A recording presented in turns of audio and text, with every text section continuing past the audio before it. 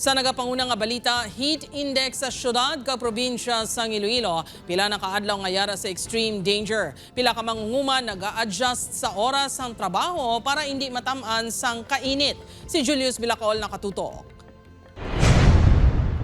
Sa paglibot sa syudad, mabatyagan gid ang tuman nga kainit sa mga oras nga malapit sa udtong adlaw. Base sa forecast sa Pag-asa, 39 degrees Celsius ang heat index subong adlaw. Yara ini sa kategorya nga extreme caution. Ang pagpatial sa sini nga kainiton ang pwede magresulta sa heat exhaustion, heat cramps, o kung mas malala nga heat stroke. Pwede magnubo ang actual nga heat index kung magalom o kung may pagulan-ulan. Apang pwede man nga maglapaw diri ang actual nga heat index sa among adlaw. Kung basehan ang record sa Pag-asa sa nagligad nga tuig, posible pa nga magsaka ang heat index sa 41 to 46 degrees Celsius sa masunod nga mga inadlaw. Ang bulan sang April, medyo mataas pa kita nga itong heat index. Hasta sa bulan na itong sang Mayo, sir.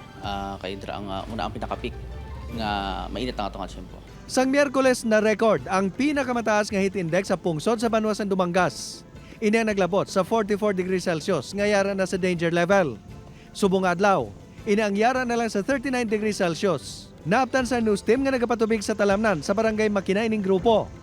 Samtang ini ang ginahimo, nagapili sila sang mahandong nga porsyon nga pwede pasilungan. Ang isa sa ilang nga si Manong Rodrigo, nagataas ang blood pressure. Magluwas nga wala gid ginakalimtan ang maintenance. Gina-schedule man sini kag sang iya pareho nga mga mangunguma ang pag-ubra sa talamnan. Halin ka sa itong atlamnan to, pasilong ka na, kaya tungkol na grabe ng init. Tapos, plato-lato na kapaway ka magbalik naman eh. Padayon man nga nagapahanumdom ang mga health expert nga ugalion nga maginom sang madamo nga tubig kag magdala sang payong samtang nagaluntad ang tuman ka init nga tiyempo. Upod kay Cirilo Rendoque, Julius Bilacol. 1.